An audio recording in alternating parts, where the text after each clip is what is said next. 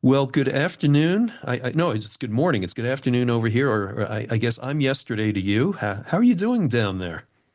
I'm very well, thank you. It's nice to be here. Back in Australia with my friends and my family, so I'm very happy. Well, that's great, Maddie. No, thank you so much. You're actually the second Australian guest we've had this year, so I'm kind of getting used to the time difference and everything. But really appreciate you coming on. This is awesome, especially since you are just barely back home after having done a big race recently. So congratulations on all that, and I hope you're enjoying your recovery time. Thank you. Yeah, this week has been nice. It's nice to relax and not have to focus on training, and just hang out with my friends and my family who I don't see a whole bunch of at the moment because I've been living in France and overseas in Europe. So yeah, it's nice to make some time to catch up with everyone and not have to focus about going on runs every morning. Right, right. So you're in Melbourne, correct? Or Sydney, I'm sorry. You're in Sydney, I'm right? in Sydney. Yeah. Yeah. Yeah. What's it like over there right now? I guess you're in kind of the late part of the summer, right? Yeah, it's actually been very hot, which was a bit of an adjustment. I got on a plane in France in negative 10 degrees. This is Celsius. Right, right. I don't know what the Fahrenheit conversion is, but then That's called landed ball in, freezing cold. Yeah. yeah, freaking cold. Right. But landed in Sydney and it was 30 degrees. So that's a 40-degree temperature change, which was pretty wild. Yeah, and 30, I know 20 equals 70 Fahrenheit. So 30, I mean, that must be like in the 90s at least. So that, Fahrenheit. So yeah, that's broiling. Yeah. Yeah. New Zealand was a little bit cooler, but still, like during the day, it would get quite warm, like in the mid 20s, 25, 26. Um, Perfect for general living, but quite warm to run. Yeah. No, I imagine so. Yeah, that's probably in the 80s. And yeah, that's not my favorite running weather necessarily either. Yeah. Okay. So are you going to be staying in Sydney for a while or are you heading back to France? I am staying in Sydney for another 6 weeks. I have one more race to do, which will be in Victoria, down in a town called Bright. I've actually never been there, so it will be very cool to go and check it out. I haven't really traveled much around Australia as I would have liked. I think I've done more of the US and Europe at this point. But yeah, one more race down there. It's called Buffalo Stampede. It will be a marathon on the trails. It's actually called a sky marathon, so the Oh elevation yeah. is quite intense. Um, so I'm excited for that because I really like climbing and like very steep runs. So that will be on the 30th of March, and then I plan to go back to France basically straight after that race. Although I have had a friend that's been telling me about a very cool race in the US called Canyons. Oh yeah. So he's trying to twist my leg a little bit to go over for that before I head back to Europe. So we'll see. Maybe a US trip is on the cards beforehand, but I'm not All sure right. yet. Well, get used to hot down there too if you do that one. Oh, really? Even even in April? Oh yeah. Okay. Yeah. So yeah, I know it's unfortunately so many races are getting so hot anymore. And, I mean, it's a great race. So maybe it'll work. I actually like the heat. I don't mind running in the heat that much. I, um, I just need to get acclimatized to the heat to be able to do it. But I found living in France and being there over winter was super challenging. Like just running in all the layers, like I was wearing two pairs of gloves for every run, like little beanie for my ears, like three layers of thermal clothing. Oh man, like I Yeah, I was guess not used to that at all. yeah, I guess you don't get exposed to that too much over there. I mean, here that's just kind of a normal thing for us here in Colorado where we just we bundle up and we go out. Yeah, I guess. I don't really want to get used to that though. And running in the snow, oh my gosh. It's so hard. It's like a whole new sport. Oh, I wore definitely. crampons under my shoes for the first time and I had no idea how to use them. I definitely didn't put them on correctly because I lost them like halfway down the trail in the snow. Oh man, did you find them again, or you just kind of look down and like, oh great, I just lost my spikes? I did. I spent 30 minutes trying to look for them because they weren't mine. They were a friend's who I'd Oh borrowed. no. I need to find these crampons. Right. Now, were Yeah. you actually in crampons or were you just in micro spikes? Mm. I don't know that I know the difference. They were like a slip-on that I had to put my shoe in. Yeah, yeah. Okay, so those are more like micro spikes. I mean, Micro crampons spike. like have like those big like blades that stick out of the front, if you would, and they're really used for like, ice climbing and stuff like that. Whereas, the micro spikes are really like we run on here for, we're running over potentially slippery surfaces. Okay. Yeah, they weren't that aggressive. They were like little tiny ones. Right, right. Okay. But some of those are not cheap. Yeah. You don't want to lose your friends. Yeah. Uh, Well, I'd never borrowed them before, and I was like, yeah, don't want to lose these. Yeah. Oh, well, you know what? Somewhere in your future, you may find yourself doing this was a good start for you to learn how to use these things and, expand your range. It's good. True, true. Yeah, Maybe I'll do some ice climbing and mountaineering in my future. sure. It's all good. Well, cool. Well, um, I kind of found out about you first of all through our mutual friend Simone Brick, who Simone is a long, long friend of the We Are Superman podcast, has been on here several times. She's got one of the more amazing stories about how she turned her life around and became this incredible trail runner herself. And I happened to see you kind of hanging out with her and taking off with your own trail running career, which is awesome. What I loved about you, and the reason why I started following you, I mean, I don't want to ever sound like, hey, I'm some sort of creepy stalker or anything, but just you just looked like such a positive person. You're always smiling. You remind me of Annie Hughes, who's one that led Phil 100, who always has a big smile on her face. And so you just always looked like a real positive person. And then found out a little bit about, story you've had here with an impressive comeback you've had from some issues dealing with your eyesight and such. But let's go back in time a little bit before we get to that here. Um, you have not been a runner for that long, for that matter. You're kind of a newbie. How did you find yourself in the running space? I actually have COVID to thank for that, to be honest. All right, rah Um, rah COVID. yeah, Yeah. thanks, COVID. Yeah, I never ran before. My dad is actually a very good runner, or was a very good runner. But more so track running. He did a lot of 200 and 400 meter sprinting. So when I was little, he tried to get me into athletics, but it was more on the track side of things. Um, and I absolutely hated it. Like, I have zero speed in my legs at all. I don't go fast. I go long and slow. Well, you Um, you found your niche. That's good.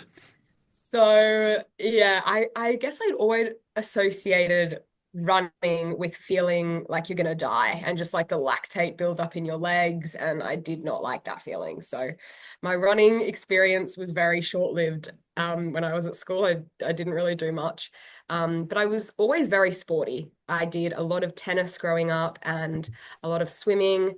Um, so I did come from a very sporty background, but then over COVID, basically all of that got shut down. In Australia, we had pretty intense lockdowns. Yeah. You couldn't really do anything, even going to the gym. You couldn't do booking a tennis court was not possible either. But at the time, I was living with two friends, one from college and one from high school, and we were living very, very fortunately in such a beautiful area of Sydney. We were basically living right next to the Sydney Harbour Bridge and the Opera House. Oh, nice. We had a five, everyone had a 5K radius that you were allowed to explore outside of your house. So quite conveniently, we had basically all of Sydney Harbour foreshore, which was in our 5K radius. And it made for the most beautiful running area. There's a really nice flat harbour foreshore walk that you can do. So every morning we would go out and do a little 5K loop around like the Sydney Opera House and the Harbour Bridge, and we'd make it into a routine and then go and get a coffee. So it became like a little ritual that we were all doing over COVID. But we never went more than 5Ks. But towards the end of lockdown, when we knew that the restrictions were going to be lifted, we all sat down one night and we decided that we needed to tick off like a crazy bucket list thing to do before the COVID lockdown ended. And we decided to run a marathon. So we mapped out around Sydney Harbour a marathon course that we were going to do. That And that we were never going to got more than 5K away from where you lived, right? exactly. Wow. Okay. There's a lot of loot. Yeah. And I remember because I wasn't living with my parents at the time, but quite conveniently as well, they were within my 5K radius. So they could come and watch us as we did this race. So I remember giving my dad a call and I was like, Dad, my friends and I were going to do this marathon on Friday. We're super excited.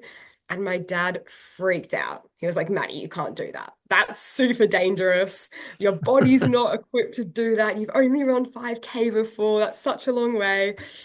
We were like, nope, we're going to do this. Like, it's a bucket list item. We've got to do it before COVID finishes. So he took the day off work. He went to this like gym junkie nutrition store and bought us all of these gels and electrolyte mixes and protein bars. And he Stuff literally you've like never used before, of course. Yeah. never tried a gel in my life. Right. Didn't know what it even was. Yeah. And how old were And you the at the one, time? pardon, How old were you at the time? I was 23. So I'm 26 now. That Okay. was in 3 years ago. Um, And so yeah, he mapped out along the route that we'd chosen different checkpoints where he could like get out of his car and meet us with a tray of all of these gels that he'd purchased, and we would refill like our bottles and take these gels and continue going on our run. Um, I've never been in so much pain in my life. Like the blisters that I had on my toes were like they were not pretty. They were so disgusting. But Was we it ended up because you just the shoes weren't good? Or I mean, I remember my first marathon, I oh, ran in shoes that today we'd call cross trainers, I and didn't even own running shoes. I was running yeah, in my tennis shoes. you're right. Yeah. Yep. The same as me. Yeah. Basically. Yeah. So we finished the race, or the race. We finished the run. Right. Um and yeah, I kind of got obsessed. I finished and it's like I want to do more of this. Like this is really fun. Between your So three as friends, soon were as you the first finisher? we actually all ran together, which Oh, was okay. really lovely. Yeah. I think we were all equally as unfit, is what I'd say. Right. Um, but yeah, once that finished, I decided to sign up for my first ever marathon. That was when like lockdown ended and races came back on. So Right. when when that happened, I signed up for my first race, which was in the Gold Coast in Queensland. Um, and a week before the race, my mum suggested that I invest in a pair of running shoes because she said that it's probably a bit unsafe to continue running in your tennis shoes. Um, so I went to a shoe store close to where I live to buy a pair of running shoes, and the boy who served me happened to be a part of the squad that I'm now a member of, called Run Crew. And Okay. he suggested that if I enjoy the marathon and I have a good experience, that it's the squad that he's a part of is a really good like long distance marathon training squad. And the coach there, Ben St. Lawrence, he's like very well versed in training up people across all distances. But like they're always looking for new girls to come into the squad, so that I should, get in contact with Ben if I was interested in finding a group of people to run with. Um, so I finished the marathon, and literally at the finish line, I give Ben a call. I was like, Ben, my name is Maddie. I know you don't know who I am, but I'm just on the Gold Coast Marathon and I really want to be a part of your squad. Can you fit me in? He was probably like, who is this crazy chick? Right. But I yeah, I mean, joined. did you like run some outrageously good time? So he's like, okay, she's got some cred here, but I mean, what was your time there? Do you remember? Yeah, I do. It was 3 hours and 23 minutes, Okay, that's which very respectable for a not first too time. bad. Yeah, Yeah. I not too bad for my first marathon. Um, so I joined the squad, and Ben lives up in an area in New South Wales called the Blue Mountains, which is kind of like our mountain. I mean, compared to what you Right. have in the US, it's not really a mountain, but it's our mountain range in New South Wales. I gotcha. It's beautiful, like beautiful bush and lovely fire trails. Um, but because he lives in this area, on the weekends, he would do a lot of his long runs around the mountains. So that's kind of how I got into trail racing, to be honest. I would join Hmm. him for runs with like some of the boys in the squad, and we would go up into the bush and do runs where like you just see the most amazing nature and wildlife. There'd be kangaroos passing us and like echidnas on the side of the road and like wombats. And I just fell in love with it. I was like, man, running up here is so much nicer than like running along the street with cars and traffic lights and Oh yeah. people. So yeah, Ben really got me into trail racing. And then he suggested I sign up for a trail race, which was in 2023. And then yeah, from there the rest is kind of history. I became addicted. Right, right. So I want to get into, the races you've done and everything, but I just wanted to ask you, what are the scary animals when you're out there running trails in Australia? I mean, are there things that, I mean, we always hear stories about like you guys have these just crazy snakes or I don't know, are kangaroos scary after? Do they like come out and like beat you up or anything or run you over? I mean, I always see the flag with the kangaroo with the boxing gloves on. I always figured the kangaroos must be scary. No, the kangaroos are so cute. They're actually more afraid of you. So they'll hear you and they'll hop away and they don't bother you very much at all. They're actually very Okay. quick. Like I wish I was a kangaroo. They're like they hop through the bush so fast and you barely see them. Like I think if you're silly and you're doing something where they think that you're approaching on their territory or something, they can get a bit protective, especially if they've got like the babies are called joeys. So Yeah. if there are little joeys around, then you kind of want to stay clear of the big daddy kangaroos because they have been known to like kick out quite aggressively. And if you get kicked by one, like people have died. They kick Yikes. very hard. Yeah. But that's Wow. super rare. Like Yeah. that, I've never heard of that happening really. Um, So but they what, would kick you. They don't like claw you or bite you or anything. They just kick no, you with those big old legs that they hop around yeah, with. they just knock you out. Okay. Wow. Um, but what I do see quite a lot of is snakes. There are quite a lot of snakes. And they're not very friendly. Like if you get bitten by one, it's not a very nice experience. Actually the last run I did in Australia before going over to New Zealand for a race that I just did, I saw six red belly snakes, and the red belly snakes are not really ones that you want to get anywhere near. Like if you get bitten by one, it can be pretty fatal. And Oh, they're cool. quite they're quite hard to see as well. And as we'll get into it, my vision isn't really that good at the best of times. So I often misplace snakes for logs. Mm, Um, yeah. so Yeah, in that's not Australia, uncommon. Yeah. yeah. So Yeah, in we used to, Australia for yeah, no, when you run here, and you may experience this if you do run some of the canyons, we have rattlesnakes here, but at least often you hear the rattlesnakes first. They kind of, have that rattle noise that warns you up. But I guess these red belly snakes don't do anything like that, do they? no, they like blend into the ground. You barely notice them. Yeah. Um, if you come to Australia, actually, you'll notice the mandatory kit always includes a snake bandage that you have to have in your pack. Really? Yeah. But the advice of how you deal with getting a snake bite is quite confusing because people say that you have to stop moving, like because you don't Right. want the blood to The continue venom, right. pumping around your body. Yeah. Yeah. But like on the flip side of that, if you're alone in the middle of the bush and you stop moving, Like, where are you getting help from? Yeah, Not I everywhere know. has I've signal. often wondered that myself running. There was a guy who was running here a couple of years ago in Colorado who died from a rattlesnake bite. And they said, yeah, probably what killed him was the fact that he got up and moved around. He Mm, was probably going out and seeking help. But at the same time, it's like, yeah, how long can you just sit there and just wonder, like, is anybody going to find me here? And, it's yeah, like, so yeah, I don't know what I'd do in that situation, but yeah, whatever didn't work for him. yeah. Yeah. Well, maybe run with friends always. Yeah. I don't know. I'm not too good at that. So, oh well. So, well, okay. Well, so you got into trail racing just a couple years ago in 2023, and you learned some lessons along the way, I take it, before things actually started to kick in for you, right?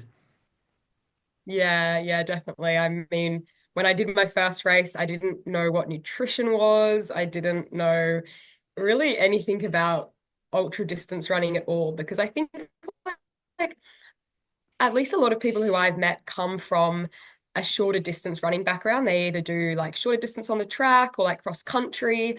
So even though they're not like they haven't been running ultras for a long time, they still do come from some sort of a running background. But I hadn't, so I didn't really know much about even training as well. I think that was really a good reason for getting a coach so that he could kind of structure my training a little bit more. I probably have tendencies, as probably a lot of endurance runners do, to overtrain and to want to just like do way too much and get out in the bush and do like as much mileage as I can. Um, so he kind of like pulled me back a bit and made my training a bit more structured, added in some speed work, which I think has really helped as well. So I Oh have yeah. gotten back once a week to doing stuff on the track, which my dad finds so funny now because I was so rebellious to do it when I was a kid, and now I do it for my job voluntarily. So it's kind of come like full 360, a big circle.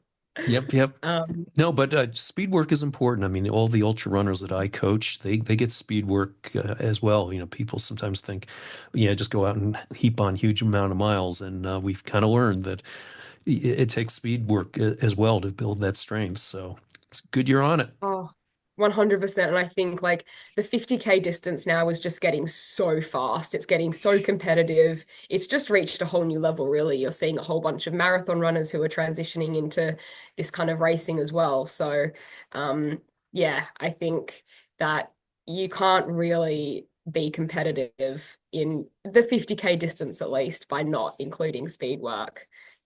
Yeah, it's super important.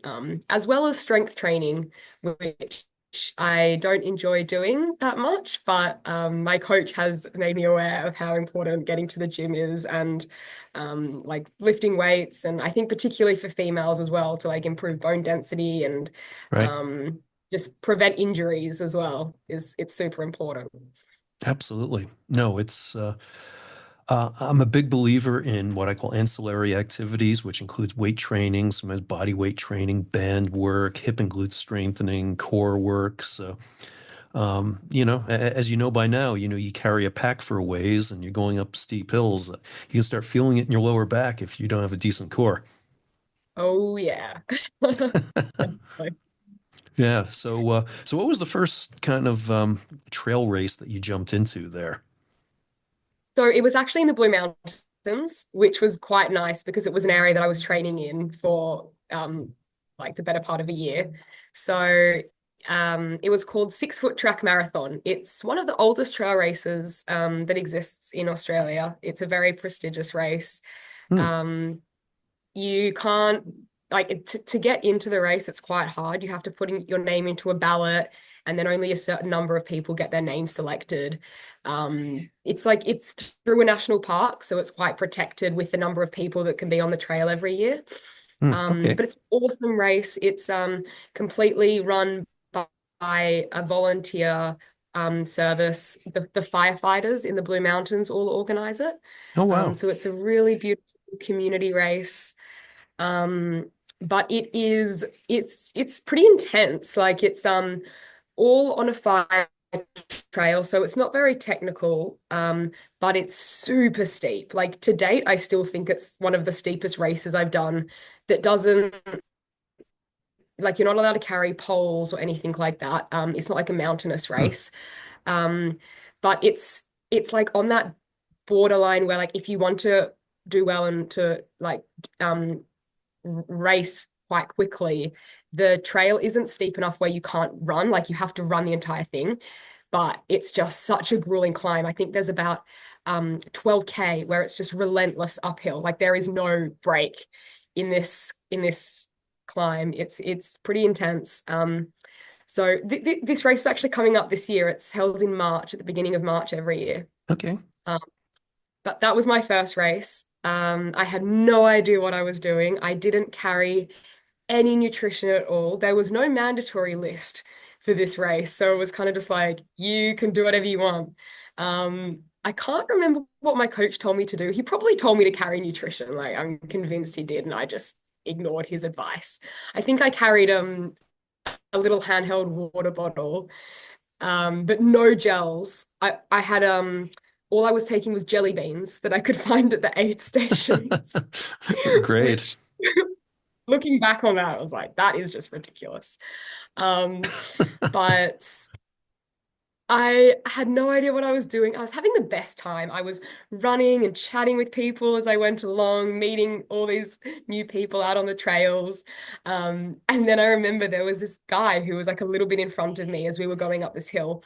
And he turns around to me and he yells back, sweetie, I think you're coming fifth female. Like maybe you should stop talking to everyone and start actually running properly. You might be able to catch the girls. Ooh, man, he kind And of so gave you the riot act. Okay.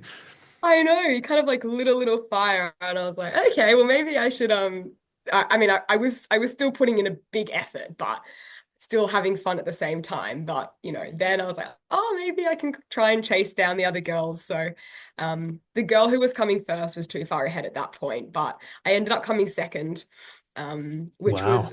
a very cool way to kick off my first trail race. And then from there, that's kind of like what kickstarted my passion for trail racing a little bit, because I that race got noticed by someone in our trail racing association. We call it Austria. And they were doing the selection for the World Championships later that year in 2023, which were held in Austria in Innsbruck.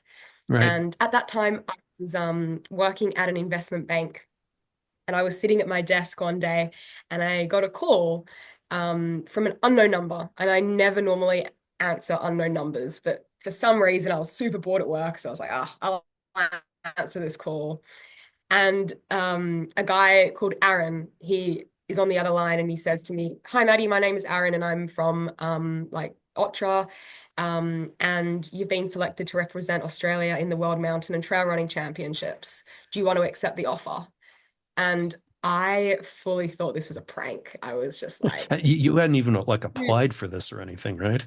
no, I had not applied for this. I didn't know what it was. I was like, World Right. Mountain Trail Running, what? Like, what are you talking about? Right. So I hung up the call and I was like, what is this? Like, this is a prank. Anyway, he calls me back and he's like, Oh, you actually Miriam, hung up on him. yeah, yeah. I thought he was joking. Oh, great. Oh, wow. And he calls me back and he's like, wait, so was that a yes? Like, do you want to accept it or not? I was like, wait, you're being serious? Like, this is a thing. And he was like, yeah, yeah, like send me your email and I'll flick you through the details. Um, so yeah, that was And you'd run one trail race my at this first point. time getting a taste. One trail race. Yeah, that was Holy. the only one I'd raced. Um, so I I guess think the I bar in just got Australia must be a quite lot lucky lower being in the than right place elsewhere, at the right? right time. Definitely. I mean, I don't think trail racing has reached the Right. No, I'm level just kidding you. that obviously you guys have in the US. Right. It's in Australia, it's a pretty new sport. It is pretty new. Um, so yeah, I don't know. I think I was just maybe in the right place at the right time. Someone maybe saw that I was new and up and coming and wanted to give someone with little experience and insight into this world of racing in Europe to see if it would I don't know, inspire them to take it further. And it certainly did. Like for me, going overseas and racing in Europe, in Austria, and I think that was the first time that I looked at the sport and I was like, wow, they're actually like people who do this as a profession. Like this is more than just going out into the mountains on a weekend and going for a little jog. Like people can actually do this and like make a career out of it. And that was really inspiring for me. Um, so, and also it was a very different type of trail racing that I'd ever experienced in Australia. Like the mountains were so much bigger, so much more technical. Um, altitude came and played into it. There was snow on the course. Like I'd never seen snow before in my life. And then I was running on snow. It's like, what is this? Like Oh, wow. it was wild. Oh, that's Yeah. crazy. And this Um, was, I'm sorry, I'm just looking at my notes here, and it was a 45K, I guess. Is that right? yeah, that was a 45K, which they called the short trail, which in my mind, that is not short distance by any means, but apparently that's their version of short. Um, yeah, it was a big learning curve in terms of a race for me. I'd never experienced anything like that before. I'd barely even experienced like hiking in the mountains, let alone running in the mountains. Um, so yeah, it And was. so I would imagine the hiking thing was probably something you hadn't practiced a whole lot yet, which is now, as you probably know, is an essential part of trail running. Oh, I'd never even used poles before. And then and then when I got to Europe, people were like, "Oh, where are your poles?" And I didn't own a pair, so I had to borrow from a friend who was doing another race. Did And you? I had no idea how to use them. I spent like a day just like in my hotel room trying to figure out how to like clip them out and put them in my little pack and like Right. um I did something very similar my first time. I bought a pair of poles to use in the Leadville 100, and I practiced with them one time before I actually used them in the race. And during the race, I didn't know how to like. Well, they kept collapsing on me. And I couldn't figure out why they wouldn't stay rigid. And so, for whatever reason, my pacer happened to have a roll of athletic tape, and he actually ended up taping all the joints on the poles. So there was no way to collapse them again at that point. But at least they weren't, falling apart on me as I'm running with them. And it wasn't until I got home later on, I looked at the directions, said, "Oh yeah, if I just pull out the handle, they're going to stay." And then you push the little button on there and you collapse them. I had no idea. That's typical guy. We just go out and use them. Don't look at instructions. So it was kind of a stupid way to first use poles. You're supposed to practice with anything, whether it's nutrition, equipment, whatever, right? that's not fun though. May as No, well experience it for the first no, time on the race, right? exactly. So good. Yeah. So the Austrian experience, though, I'm sure, had more highs and lows for you, though, right? Oh, it was amazing. Even just to like meet all of the trail runners that I met, like in the Australian team as well. I didn't really know most of the people who were there because I wasn't racing much before. So I didn't know who many of my teammates were. So meeting everyone there was awesome. And then getting to know other people from other countries as well. That was a very cool experience.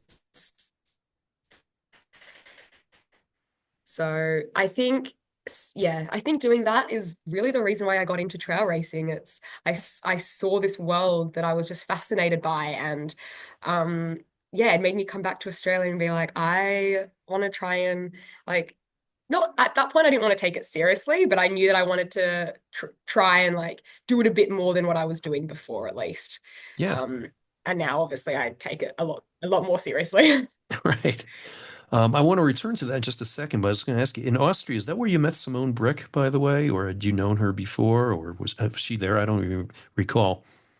No, Simone wasn't on the team that year, I don't think. I think she was, I'm gonna say she was injured, but don't quote me on that.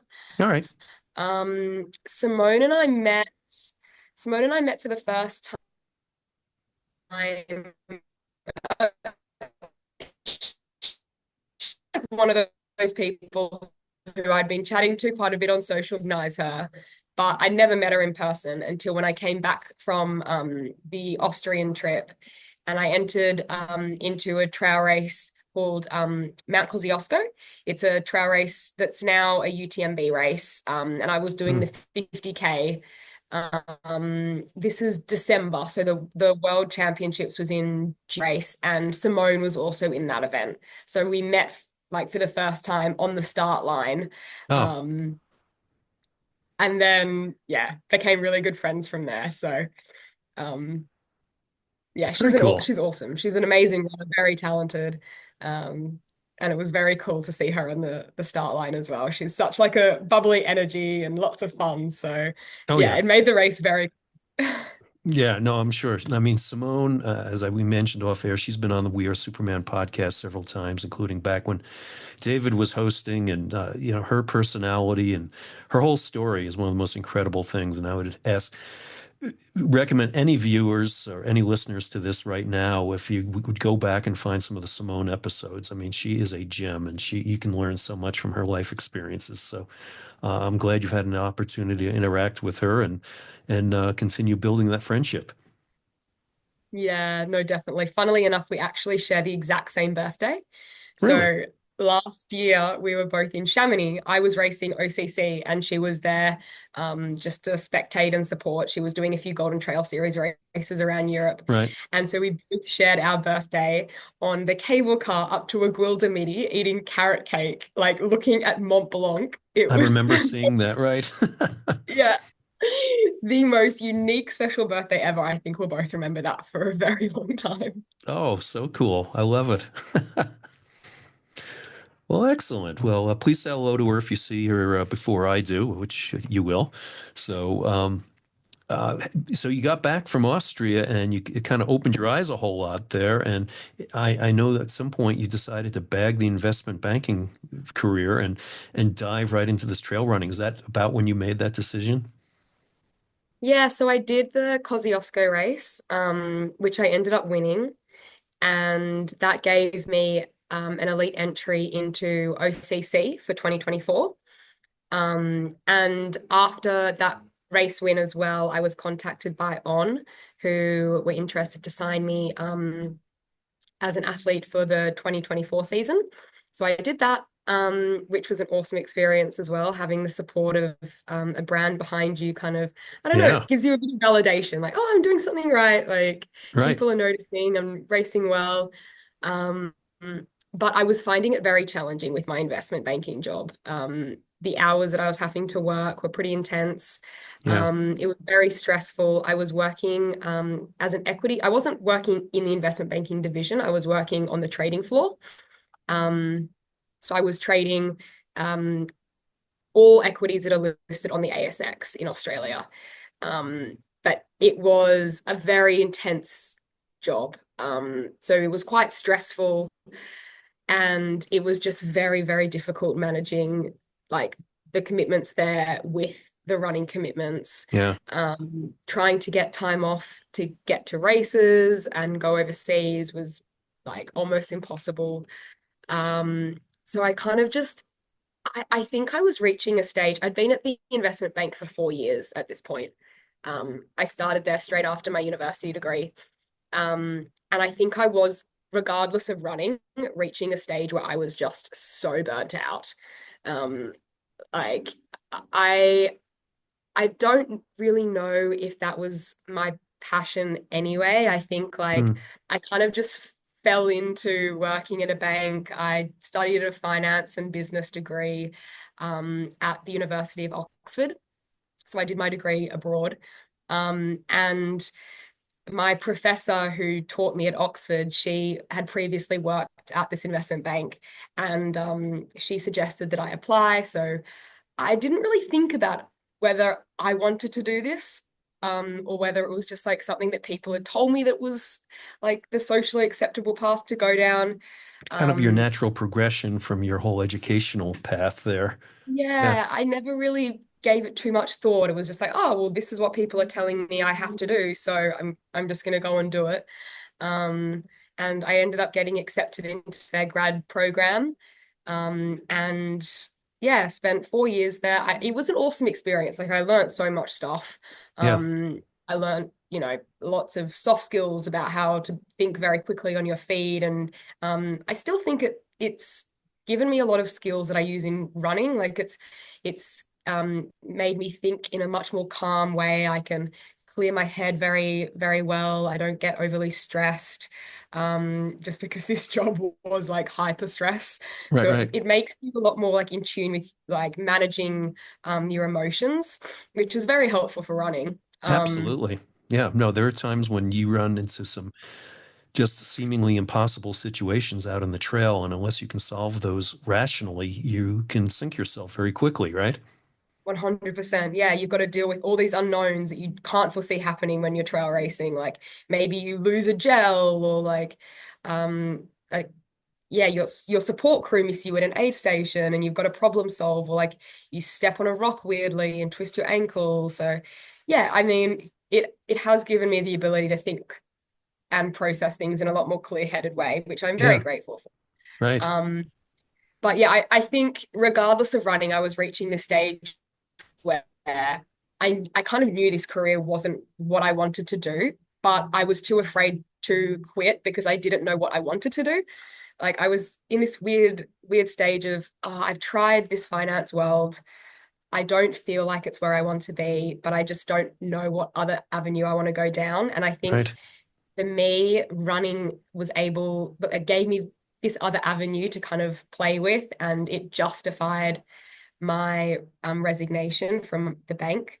Um, so yeah, in April of last year, I resigned, and I got it happened so quickly. I got a visa to go to France. I resigned from my job, and I was in France within a month of all of this happening. So So what kind of though cautionary tales or pushback did you get from people who knew you, including your family, who, you've gone through this whole university path. I mean, going to Oxford, which is, I was going to ask, how do you even get into a place like Oxford? But you go through all that and you're on this quote stable career that is going to make you a lot of money, and then you just turn your back on it. I'm sure, your parents especially are like, Maddie, what the hell are you thinking here, right? I mean, how much of that did you get? a lot. You've kind of yeah, you've hit the nail on the head. I got um a very interesting dynamic between my parents. My dad was very supportive of my resignation, Right? because when my dad was younger, he himself went down this path of trying to pursue professional athletics in his running. He represented Australia in the Com Games. So he kind of had this mentality of, well, you're only young and able to use your body in this way in a short period of time. So go after it and see what you can do. The finance world will always be there for you. You can always sit on your butt and work at a desk. I had these credentials behind me. So he was confident that, if I took a year off and came back to it after that, that it wouldn't be too much of a setback. I never took a gap year between like school and university or university and working full time. So I never really had a break from anything or from studying or working. So I think for him, he kind of like justified it in that way, being like, well, a lot of people do take a year abroad to go traveling. So this is kind of like my year abroad. Um, but my mum had a very different perspective of it. She more so came from the approach of, you got into this amazing university, you studied really hard.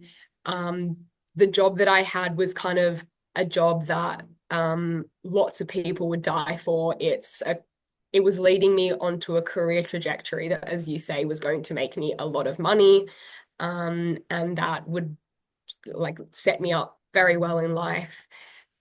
So she was confused. She was kind of just like, well, you worked really hard at uni and studied hard to get really good grades. Like, isn't this what you were working hard for? Um, and so trying to explain to her that, you know, it's just not what sets my heart on fire. I don't feel like, I don't know, I wasn't, I think in university, I thought that I was very like career driven and very money focused. And I think if you'd sat me down and been like, what's the most important thing in life? Is it, making a lot of money in your career, or is it enjoying your career? I genuinely would have told you that it was making a lot of money. Um, I thought that, if you made a lot of money, you could go traveling and, buy a nice house and live a nice life. And that's basically the goal, right? Like it's to Yeah. afford to do these things. But It's what I've what we come call the to, American dream. I guess it's the yeah, Australian dream too, right? yeah, I think it's what people kind of make you think is what you like what success is, right? But I think what I realized is that, you spend so much time in your career, like you can't not enjoy the work that you're doing. You can't only enjoy the 4 weeks of holiday leave that you get. You've got to enjoy your life. Right. So I think like my parents could see that for quite a while I was getting a bit disheartened by the work. I wasn't feeling particularly motivated or inspired to work hard. Yeah. Like I just wasn't motivated by the same things that people around me in my office were motivated by. Um, like working up the corporate hierarchy didn't really motivate me too much. I didn't really care if I got a promotion to the next level. Like I wanted experiences in life. I wanted to meet awesome people, to explore the world and travel and to be spontaneous and not have to do the same thing every day, like waking up at 5 a.m. to fit in my training before going to work and then working all day and coming home and like cooking dinner and repeating and doing it all over again. I was living for the weekends and I found that to be really toxic, unhealthy. Mm. Um, and so yeah, I my mom took a while to come to terms with it, but she's now so, so supportive. It's That's good. actually been yeah, it's been super nice. Like she and my grandma came over to watch me race at the World Championships at OCC last year. And even with the time differences, they're always like on the UTMB website live tracking my races and my results. So it's actually been really nice to see her come like full 180 and just flip her perspective. And now she's very supportive, as are all of my friends as well, which is really nice to see. So cool. Um, Yeah. yeah, so it's been hard at the start, but now I think quite rewarding. Yeah.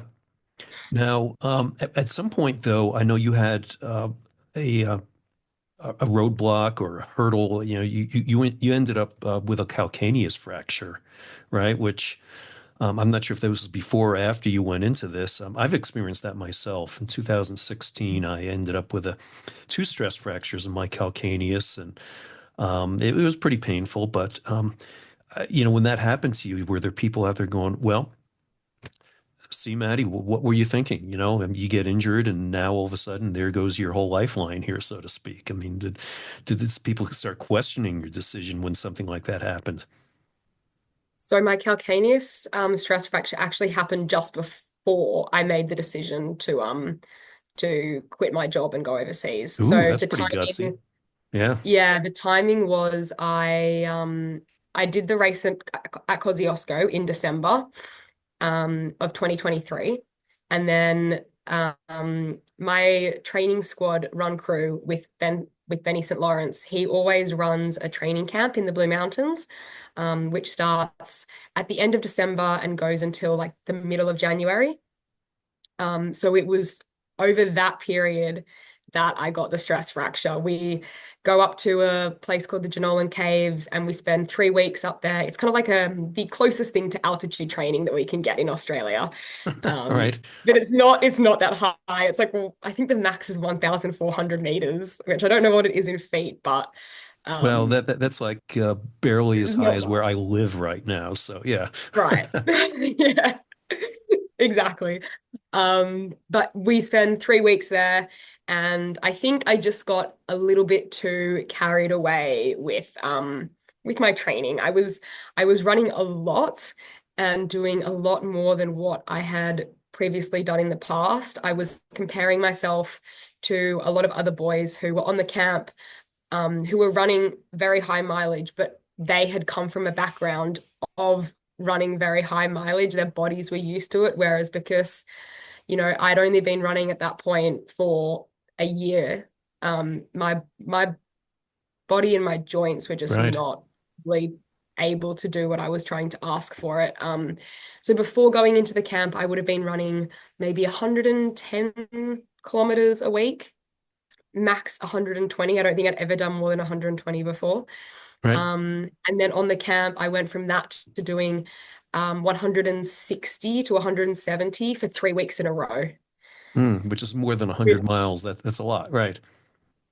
In hindsight is like very silly, but at the time I was feeling so good. I felt so fit. I had all these races that I wanted to target when I came back from camp, and didn't have any pain at all. Like I was feeling good.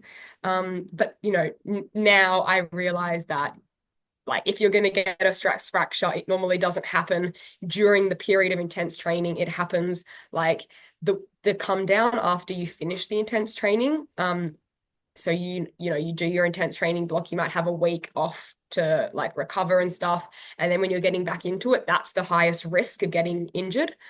So that's exactly what happened to me. Like I did my 3 weeks of intense training. I came back to Sydney and had like a week of kind of recovery, and then was getting back into training, building up again.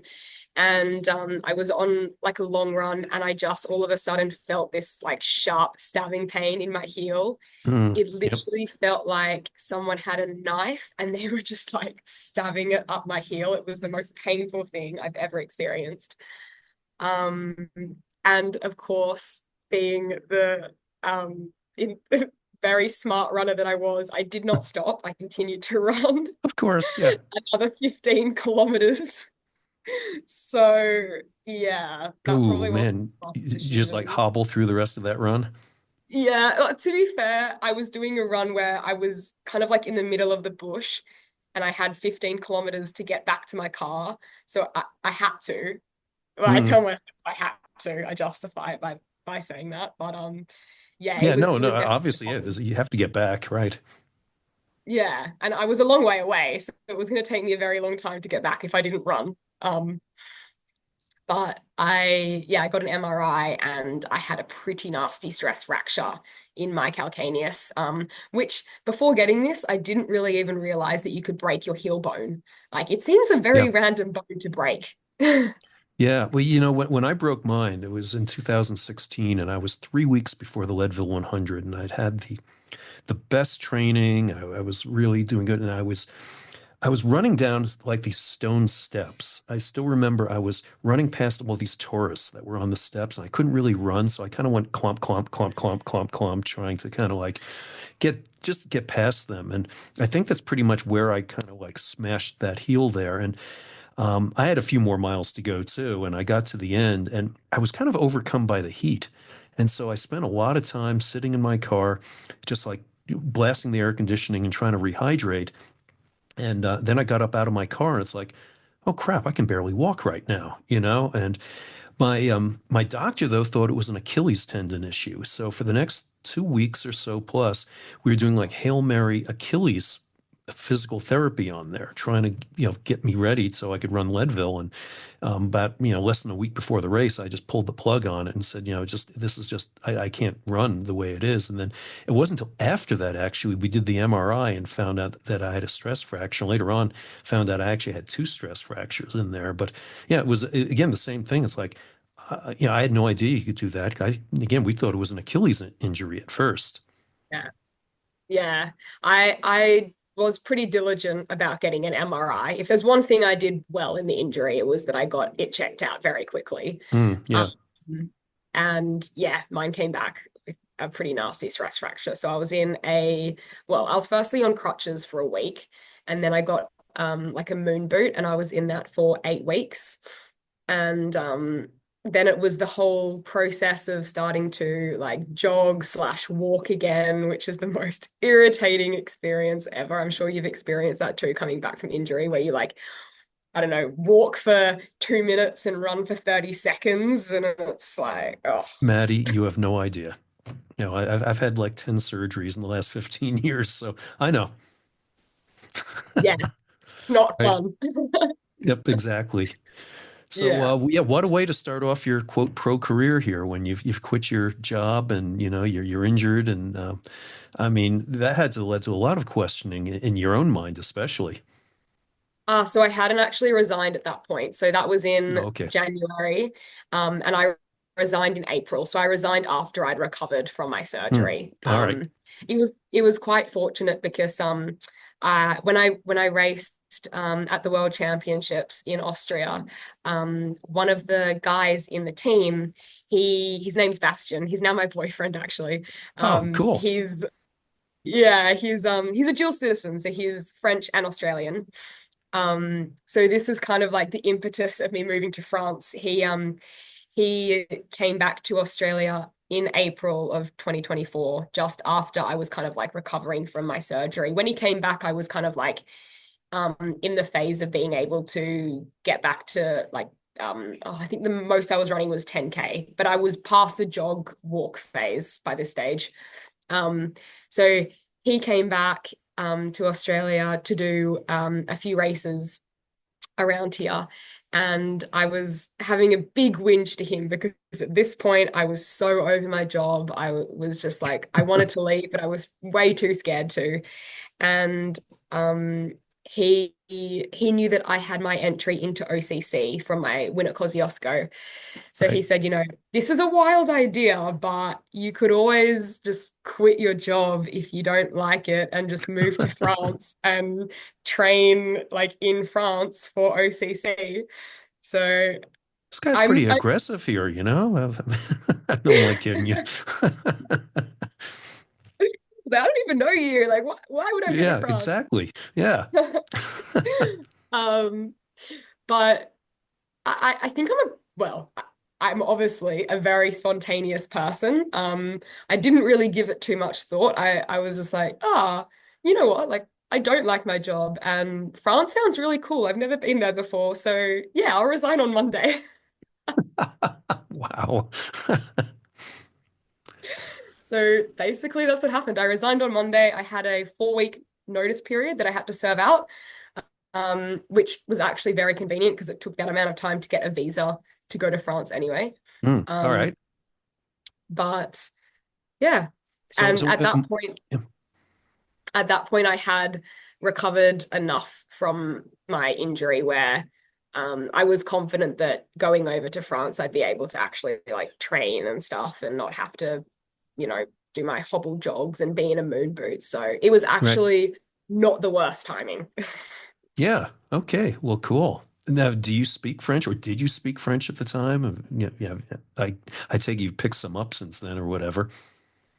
Yeah, at the time I spoke zero French. My at my school that I went to, for high school, we did learn languages, but in the weirdest way. Like every single year at school, we would learn a different language. So, like in year seven, I learned French. In year eight, I learned German. In year nine, I think it was Japanese. Year 10, it was Chinese. Like, so I could count to 10 in like five different languages and say hello and thank you in all these languages. But like in terms of actually having a conversation, not a clue. Yeah, Um, oui, bonjour. That's about yeah, it, right? literally messy. um, Now it is a little bit better. Like Bass, his family don't really speak a whole bunch of English, particularly his mum, who I was living with for quite a while. When I moved over to France, I moved in with Bass and his mum in at Toulouse. And she didn't speak a word of English. Like we would be sitting down at the dinner table, and she had a little English dictionary that she would have. So she would try and like translate words. It was very cute. But my French was zero. So uh, it was quite difficult at the start. But it was good because like obviously you're immersed in it, so you're kind of forced to try and learn. Right. So I went to French school, and I would go to class from like 9 a.m. till 12 p.m. Monday through to Friday. So that was really helpful. I improved quite a bit there. But it's a really hard language to learn. And it, like the pronunciation is super difficult as well. And I feel like French people are just super like annoying, where if you don't say something particularly correct, they're like, what are you talking about? I don't understand you. It's like, Wow. All right. I mean, we always hear about Parisians being so mean to people who don't speak French, but even out where you were, it was kind of the same, huh?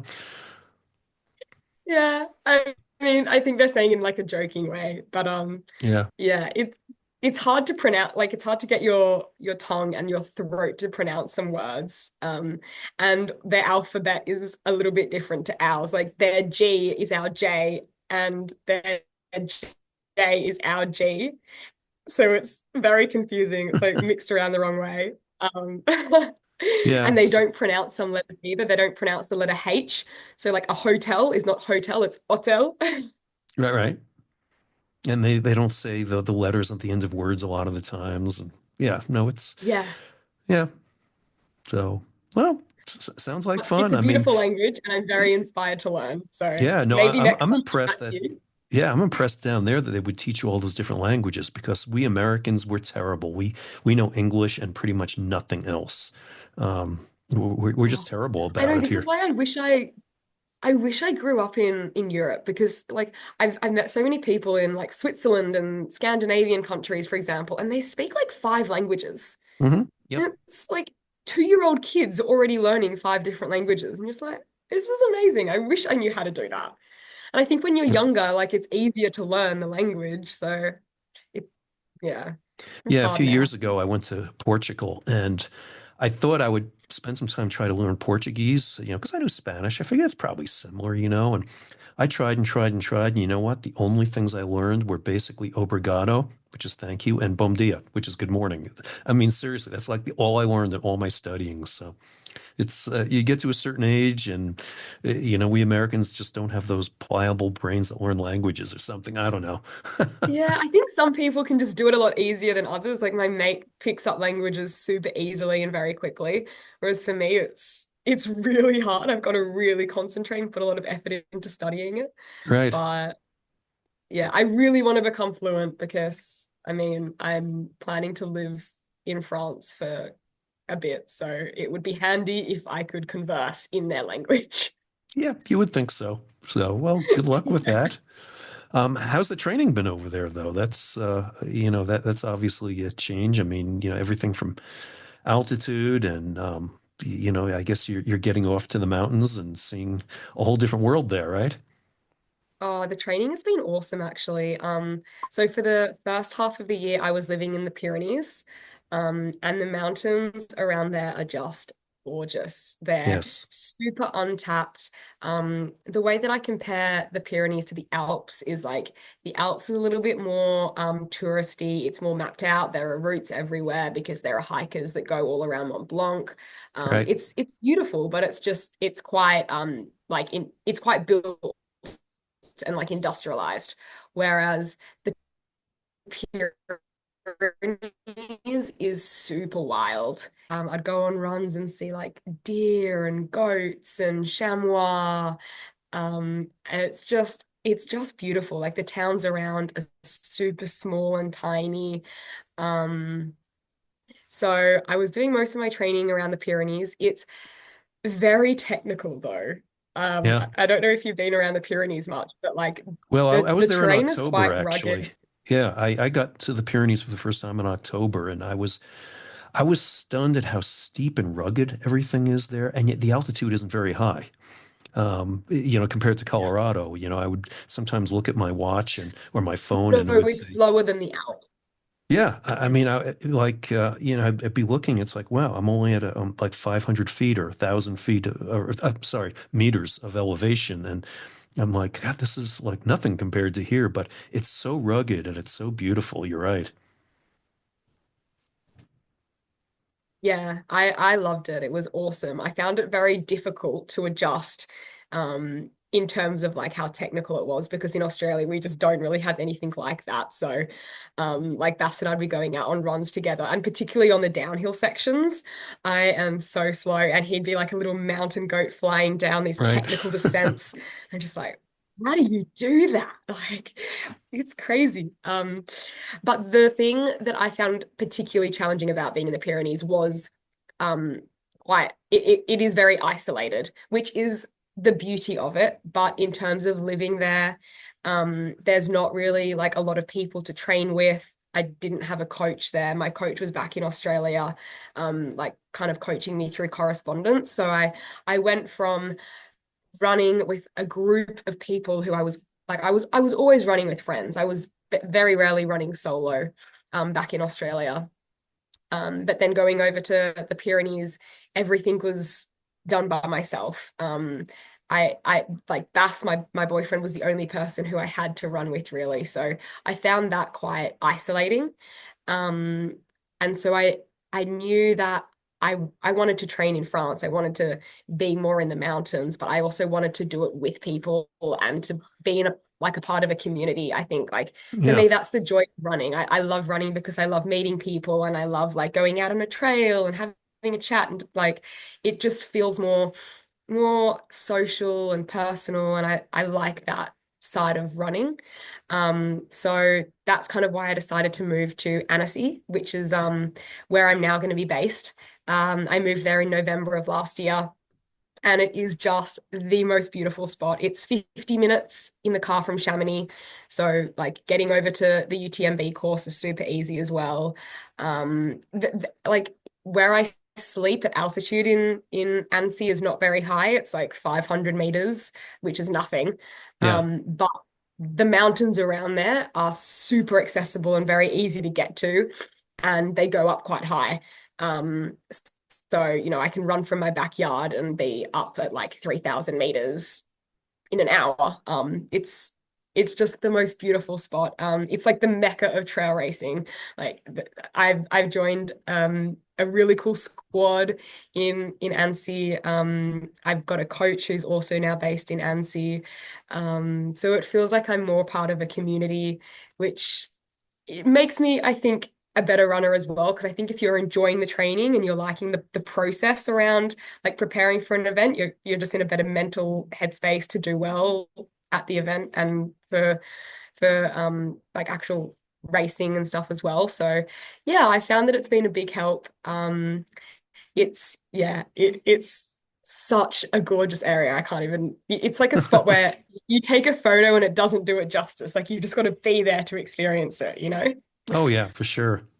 Oh, well, that's awesome. Well, welcome to mountain living. Like I say, it's what we enjoy in Colorado, and it is fun. And I'm glad you found a community there. And kind of along those lines, I know you had a little project with an app that you've kind of created a running community out there as well. Yeah, true. I did. I kind of put it on the back burner a bit because I started the app idea when I was still working at my investment banking job. So this is before I moved overseas to France. And at that point, I did have a little bit more like cash to spend on like building the app and getting the idea out there. But then moving overseas to France, like I kind of wanted to dedicate all my savings into being overseas. Right? Um, but now that I'm back in Australia, I will actually try and pursue it a little bit more, I think, and see if I can reach out to some connections, some people who know app developers. But yeah, the idea was all about community and building just like this platform where people can connect with one another because and I think this is probably my experience from working in corporate banking as well, but a lot of the ways that particularly in Sydney, that we connect and meet new people is either through going out for drinks, going to a bar, going to a restaurant. It's Aussies go to bars? I never heard that before. Yeah. serious. Oh, you're joking. Yeah. I mean, every Friday after work, we'd be like straight at the bar getting beers. Like, don't get Right. me wrong, I do like that. Like, it's nice to have a balance, but I think that there are so many other ways that you can meet people, and it doesn't Right. have to revolve around alcohol and food. Um, and so I wanted to create a platform where people feel like it's socially acceptable to do that. Because there are obviously platforms where you can meet people, but I think like it would be pretty weird to go on an app like Tinder or like Bumble or whatever and be like, hey, do you want to go on a run with me? Yeah, that's not what those are for. I would find that. So this was kind of like a centralized platform where people could do that.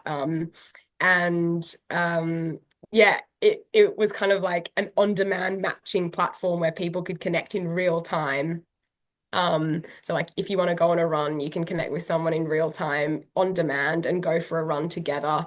So I think, yeah, I won't say too much about the idea because I like haven't trademarked it or anything like that. But it's something that I think would really work in a lot of like small communities. And I has the potential to kind of branch out, not just to running, but like other sports as well. So Yeah. um Oh, so yeah, it's got a ton of potential then. Yeah. yeah, and I think it's also like playing into the movement at the moment, at least in Sydney. Like I'm going on training runs at 6 a.m. around the park. And a couple of years ago, I would have been the only one there. Like my squad would have been the only one there. Now there are so many people. It feels like at the moment it's like this like movement of cycling, running, being outdoors, doing high rocks. Like it's really cool. There's so many people who are getting out there and doing things and even like in the race that I did just now at Tarawera in New Zealand, there are so many people there who've like never run before and they're Right. signing up for a 50K in the trails. And you're like, whoa, like go you, that's awesome. I think, yeah, more people are wanting to get outdoors and be active. So I think it's a kind of cool time to get something like this out there. Because it seems like there is a bit of a push and demand for this at the moment too. Yeah. Well, I mean, trail running has exploded. I mean, I know you're a relative newbie with it all, but I go back to the 1980s where like the first Leadville 100 I ran in 92, there were 175 of us in the race. And now they have to have a lottery for 1,000 spots. And there are a lot more races in the country to do than there were back then too. So it has totally exploded.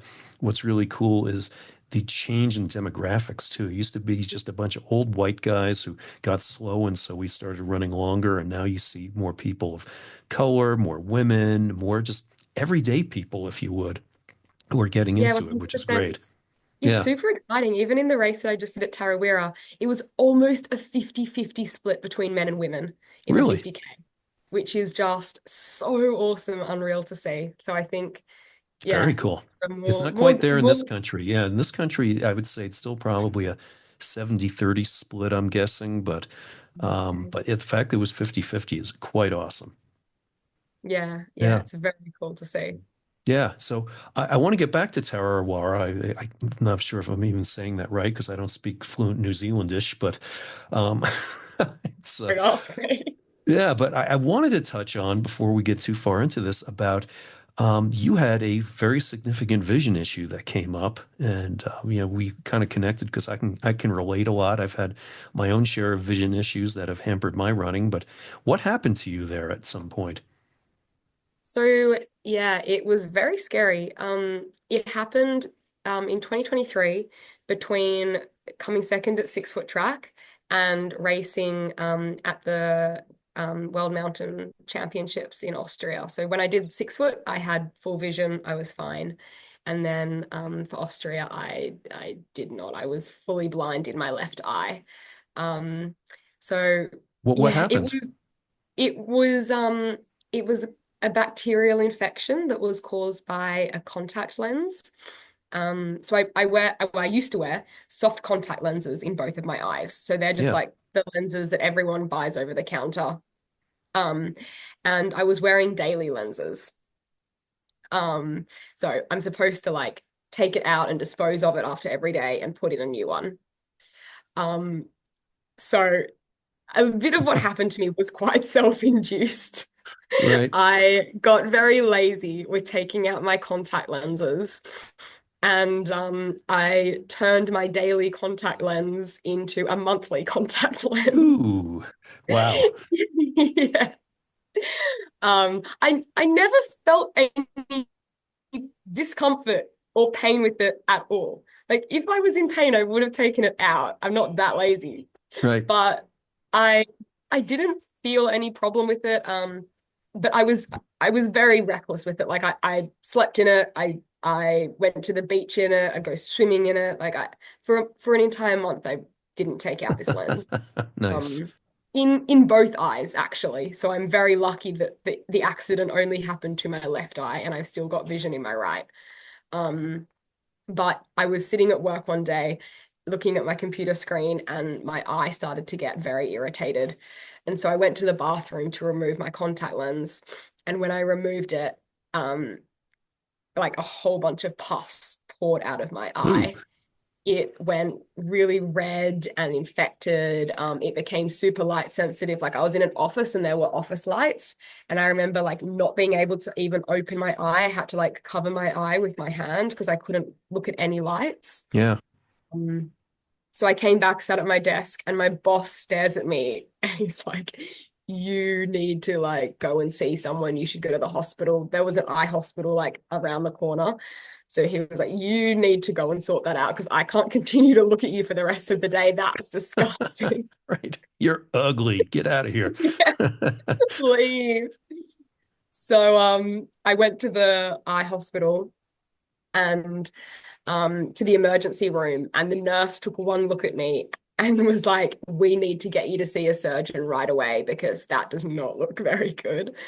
So I went in, saw an eye surgeon, and he inspected my eye and basically said, like, we need to operate right now, otherwise we're going to have to remove your eye. Remove So your eye. yeah, You like it? the, Hey, the back, doc, that's a little extreme here. It's just a contact lens. Come on. just a contact lens, Right. but the amount of bacteria that had built up in my eye, there was like risk of it getting like in my nerves, in my nervous system. So he was like, we need to remove this like right now. So I remember going into this room and he literally like whipped out a panel of blades. There were 8 different blades, and with each blade, he took a swab of the bacteria because they wanted to firstly figure out what kind of bacteria was growing in my eye.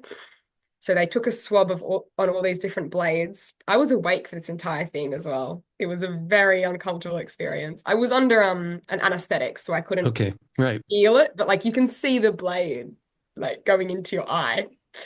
Um, Yeah, and I mean, I've and had eye then surgeries where they numb your eyes, and yet you're watching the whole thing basically. So, yeah. oh, it's gnarly. It's quite gross. Hmm. So yeah, then he started doing the surgery where he was cutting out the bacteria. Um, And so, yeah, I was literally like sitting on this chair for 4 hours as he cut out all this bacteria. It was awful. And in 2 days, I was supposed to do a run in the Blue Mountains. It's called UTA, Ultra-Trail Australia.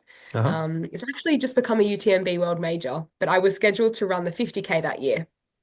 Um, and the doctor, after the surgery, he hands me these eye drops and he says, you have to put these in your eye every hour on the hour for the next 72 hours. Otherwise, like you will permanently be blind in this eye. Um, at that Well, point, those are instructions you listen to. Yeah. I know, he freaked me out. At that point, I didn't have any vision in my eye. All I could see was just like a white film. Yeah. Um, but he said, like, there is a chance that your eyesight comes back and you make a full recovery, but you've got to put these drops in your eye. And I was scheduled to do this race. And so I was like, oh, that's perfect, because I'm doing this race in the Blue Mountains. So I can just put the drops in my pack. And when I take my nutrition, I can just, have a little thing on my watch to remind me to put the drops in my eye every hour. And he looks at me like, you are the craziest woman I've ever met in my life. Right. And my dad was there as well, just like shaking his head, being like, you are not doing that race. Like, Oh my God. I'm just picturing this out on the trail there. It's like, drop, drop. yeah, you're telling your pacer, like, yeah, set your watch, make sure I take this drop every hour. The heck with the nutrition, just eye drops. Just need eye drops. Um, so yeah, I went home that night and I've never been in so much pain in my life. Like my eye was throbbing from all of the like cutting that they had to do. Yeah. Um, but I put in the drops as he recommended. But unfortunately, my vision never came back. It improved from what it was at that point. So like I said, I could only see white. So now my vision, I can see like a blur of color. The way I describe it is kind of like, the fogged glass that you can put on a window so that people can't see in. It's like the Yeah, privacy film. right. It kind of feels like that. It feels like someone's got a fogged film that's been stuck on my eye. So I can't make out any detail of anything. I can't read any words out of my eye, regardless of how close something is to me. Like seeing people's facial expressions, I can't make out any detail at all. I can just see like silhouettes of things.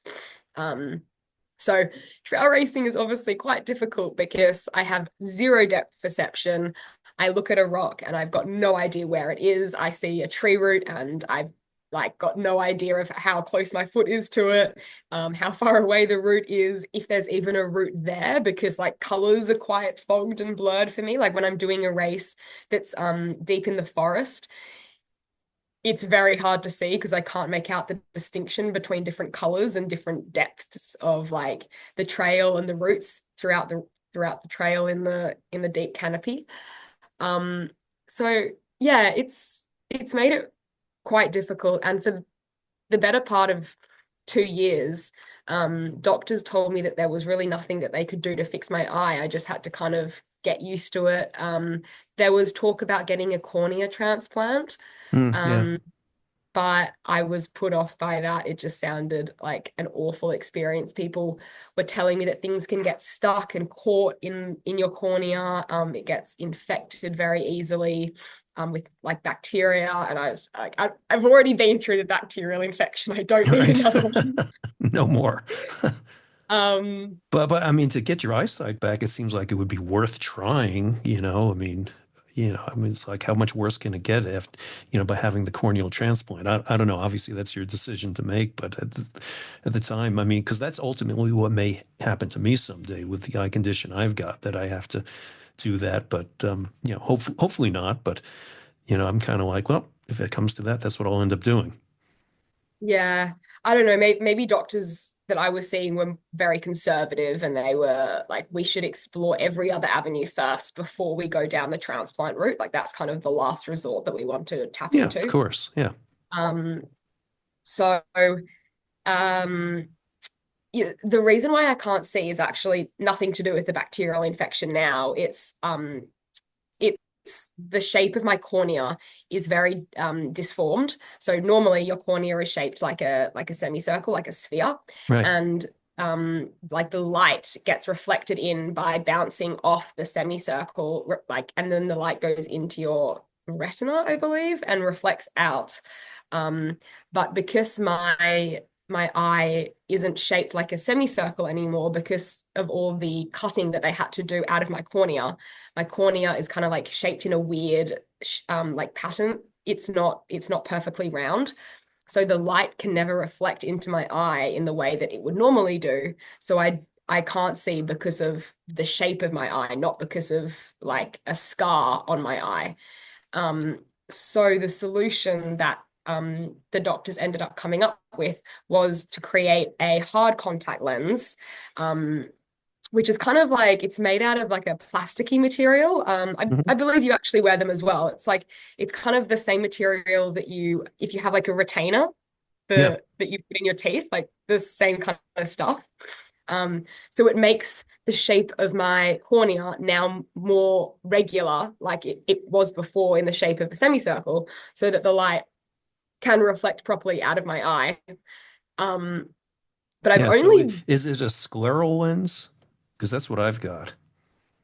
So my oh, my lenses are so huge that they actually rest on the whites of my eyes. Is- yes, that's Yeah. exactly what mine is. It's massive. Yeah, exactly. So yeah, they at least here they call it a scleral lens as opposed to the old hard lenses that would rest on the colored part of my eye. And so for those who don't know, basically your eye fills with fluid between this hard lens and the cornea, essentially making it a smooth surface you're seeing out of, as opposed to, my cornea too is not shaped normally, and everything would be distorted. Before I had a couple surgeries, I was 1500 in one eye and 22,000 in the other eye, and it's kind of an extreme version of astigmatism, and Yeah, and you couldn't wear a soft lens because that just adheres to the funky shape of your cornea. So the hard lens is the only solution. And these scleral lenses are actually way more comfortable than the old hard lenses I had because of where they rest, they don't let all the dust and other crap get in there. So I used to do trail Oh races yeah. and wear clear lenses all the time, even at night, just to try to keep the dust and crap out of my eyes. And I don't need to do that anymore because these are so much more comfortable than the ones from my earlier days. Once they're in your eye, I can't even notice it at all. It feels, like you Right? said, really comfortable and fine. I just find the process of getting it in my eye really difficult. I don't know about you, but like it takes me like sometimes 20 minutes in the morning to get this thing in my eye. Like before my race at Tarawera, I had to wake up 20 minutes earlier to give myself time to put this thing in. Like it's not like a normal contact lens where you just like put it on your eye, your finger and like shove it in. It's kind of like you need to rest it on a like an instrument and Yep. fill it with liquid and then pop it in your eye, but it can very easily fill with air bubbles when you're putting it on your eye. And then if you get an air bubble and you can't see No, it's anything, messed up. like Right. the air bubble blocks vision. So Yeah, no, I'm I've frequently got the having to like same thing. take it in and out. Yeah, I've got this little, it's like a rubber pedestal thing that you fill it up with the saline solution and then put it in your eye. Yes. And yeah, and likewise taking them out is, I don't have as much trouble putting them in sometimes as taking them out because you have a little suction cup thing you need to remove it with. Because you can't just pop it out with your fingers like you do with other ones. And sometimes I'll be sitting there Mm. and it just, God damn it, it won't come out, you know? And I had a situation one time when I was in Lisbon where the little thing I had actually got a little tear in it. And so I was literally spending like 20 or 30 minutes with trying to make this stupid suction cup to work with the tear in it because it wouldn't get suction enough to pull the lens out of my eye. And as you know, unlike, you know, and like you were supposed to have done with your soft lenses, you got to take that thing out every night. You can't sleep with it in. So Yeah. yeah. So when I was in Lisbon, they lost my luggage, and I stupidly didn't pack the stuff in my carry-on. And so I spent 3 days in Lisbon unable to take these lenses out of my eyes. And eventually my eyes became so fogged over that Lisbon looked like San Francisco to me, like it was foggy, you know? So yeah, I mean, Oh these my lenses are a goodness. blessing on one hand, but on the other hand, if you screw up, you are screwed.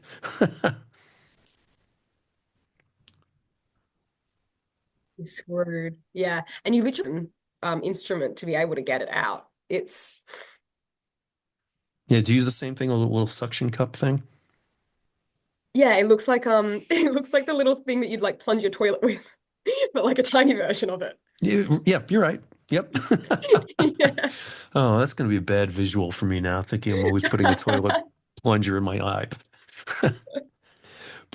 Yeah. But yeah, but so Mandy, so you got this lens, and at one point you're like, "Holy crap, I can see again!" Right?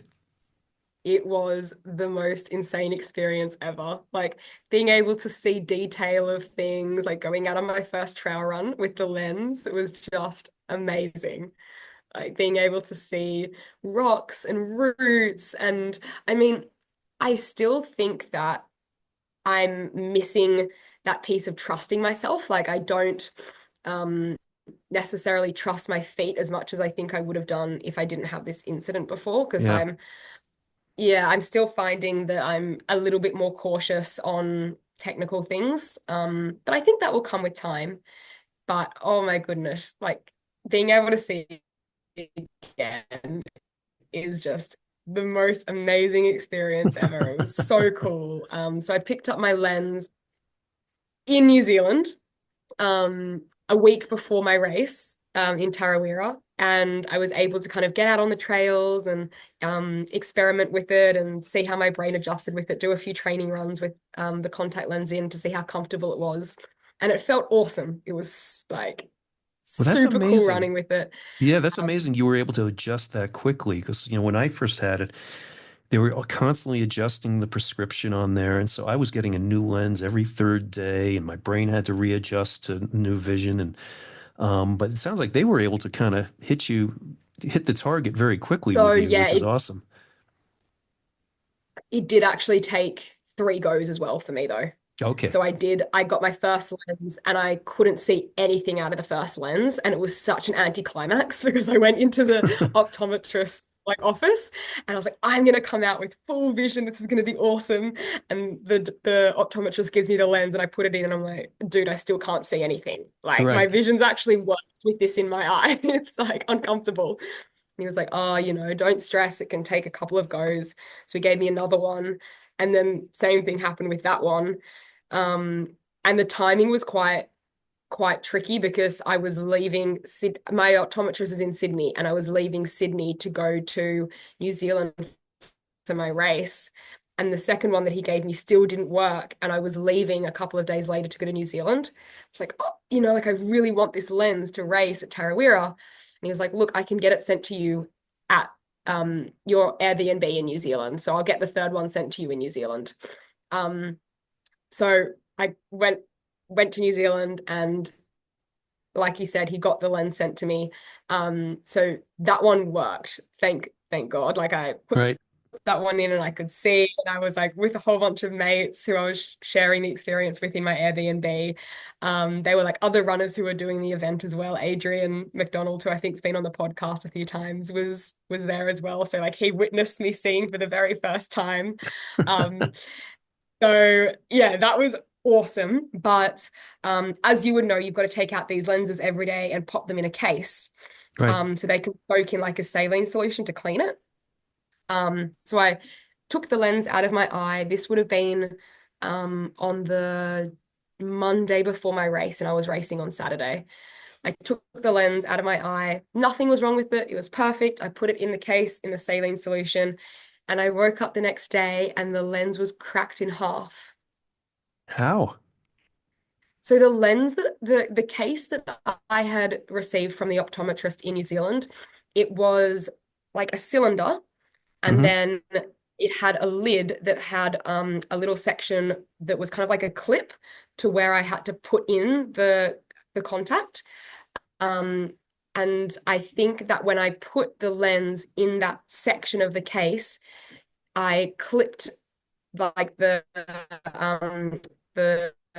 closure shut on the actual lens itself. So it like the case broke the lens, it cracked the lens in half. Oh man. And I didn't realize that until I woke up the next day and I went to put in my contact and it was broken in half. And like for context, these lenses in Australia are so expensive. One lens costs 3,000 Australian dollars. That's And mind-boggling. That's like insane. I Yeah. was I'd only yeah, I'd only had the lens for like 3 days at that point as well. And it's Oh my supposed to last God. for 3 years. So like Right. it's expensive, but it's supposed to last for a long time. So I guess like over the course of 3 years, it probably ends up being the same price as what you would pay for soft contact lenses, maybe a bit more. But I called the doctor straight away who's in Sydney and I was like, my lens is broken. I obviously don't have a backup because you only get one of these lenses because of how expensive they are. And he was like, look, like I'm not sure if we can get you another one made in enough time because I was racing on the Saturday and I was texting him on the Tuesday about how this had Yeah. happened.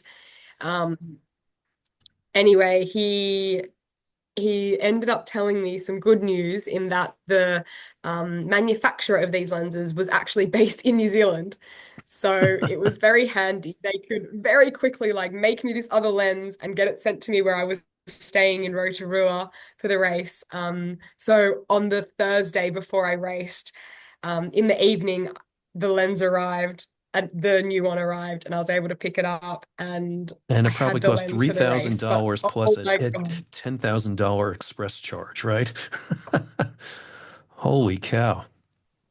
Well, actually, it was under warranty. So Oh, that was a sweet. blessing in disguise. I didn't, yeah. I think because I only had it for 3 days, they were like, we feel really sorry for this girl. Like, it's okay. Right.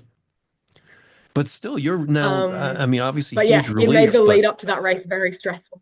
yeah, but then, yeah, now you're basically running this race for the first time with this lens. And, I mean, first of all, I wanted to ask you, how were you possibly running all this time before you had the lens? But even then, you get the lens and you're not trusting your depth perception necessarily. You got this brand new sight and everything. I mean, I struggled with that for a very long time. I still do, with my depth perception. So the fact that you could get this lens and basically hop right in this trail race is absolutely mind-boggling to me. I think that's a bit of a blessing into racing this particular race in itself. So I did the Tarawera 50K in New Zealand, and it's probably the least technical trail race that I've done to date so far. It's in a Ah, beautiful flowy trail. It's very open, so there's lots of natural light that comes in. It's a very wide fire trail. Um, there are certain sections where it gets a bit technical, like through the forest. There's like some rocky sections, but like very minimal compared to any other race that I've done before. So like I think I could have actually done this race quite well without the vision in my eye too. It's not, yeah, it's not really a race that, mm, you're thinking about where you're putting your foot that much. So in terms of like adjusting to the lens, it was actually probably the perfect race to do that. Um, I was lucky. But racing overseas in Europe with only one working eye was very difficult. I bet. Um, I had a lot of very nasty accidents in a few races last year. I broke a rib by falling on some rocks in one race that I was doing. Ooh, Uh, I cracked my kneecap in half from falling as well in another race. I don't think there was actually a single race that I did where I didn't have a very nasty fall. So I so you'd made this yeah, big decision to quit your job and become a trail runner, and then all of a sudden it's like, I'm going to wreck every race. I mean, at some point, did you say, well, if I'm never going to be able to see again, maybe this was a bad career decision? I mean, obviously things have turned around now, and just very recently, obviously, but at some point, did you ever have some doubts? Like maybe this wasn't the smartest idea if I can't see. 100%. There were actually like a few like training runs that I would go on with Bass, and I would like be at the top of a technical descent looking down to it, and I'd just be like, Bass, I can't do that. Like I can't, I don't trust myself enough to do that. I felt like super unsafe. I actually felt like I was putting myself at danger in a lot of these situations. Yeah. So yeah, I was psyching myself out a lot. That was a really big roadblock to kind of overcome with a lot of my racing as well. Just like trying to get confidence to trust myself in situations where I just really didn't. And it was quite demoralizing as well because my strength in a lot of races is climbing. I really like the steep climbs up mountains, and I think like cardiovascular wise, my fitness is quite good. So Yeah. a lot of races, I was able to overtake a lot of my competition on the uphill section, but I would get super disheartened because I would pass like, I don't know, like 50 people on an uphill, and then 100 people would pass me on the downhill. And it's like the downhill's the part where it should be the easy bit, like it should be the Right. flowy, nice, relaxed bit where you get your breath back and you can enjoy the moment. But for me, it was like the scary bit. I would dread it. I hated it. Any race that would finish on a downhill would be my worst nightmare because I was like, well, I've done all the hard work to climb up the mountain. Yeah. And now on the downhill to get to the finish, I'm going to get overtaken by all these people. So that would happen to me in a lot of races, actually. Like my very first race in Europe was Valderon, which is a UTMB world major in Spain in the Pyrenees. Right. But it's super technical. It's like one of the most technical races that you can do in Europe. I kind of wanted to do it because I wanted to like scare myself into doing something that was super technical. So Right. anything else that I did kind of felt a little bit easier. Um, but I remember like before the final descent, I was coming in fourth, and then the final descent was only maybe 5K to get back down. But in that final descent, so many girls passed me, and I ended up only just scraping in the top 10, coming in ninth. Wow. Um, which is like it's a big difference. Like coming fourth to ninth, it does make a big difference. Oh yeah. So yeah, there was definitely like a lot of last year where I was beating myself up a lot, like having big confidence issues, not trusting myself. So hopefully that's a little bit different going forward in this year. I think I've still got a long way to go in terms of trusting myself. Right. I think that will take a lot of practice still, but at least I can see like a way forward now. Whereas obviously before I didn't really have a solution as to how I was going to overcome it. I was like, well, I've got to learn to work with what I've got, but Right. um, now it's a little bit more positive. Yeah. Well, I mean, congratulations on finding a solution. It's going to be exciting to see where it leads you now. I mean, it took me a while to start trusting my depth perception, and like I say, I still at times struggle with that, especially on the downhills. That's the technical downhills are still my Achilles heel, so to speak. But yeah, the future is bright then. And Tarawera, however they say that in New Zealandish, that was a big deal for you, right? I mean, you came in second place. So tell us just a bit about how the race went for you there.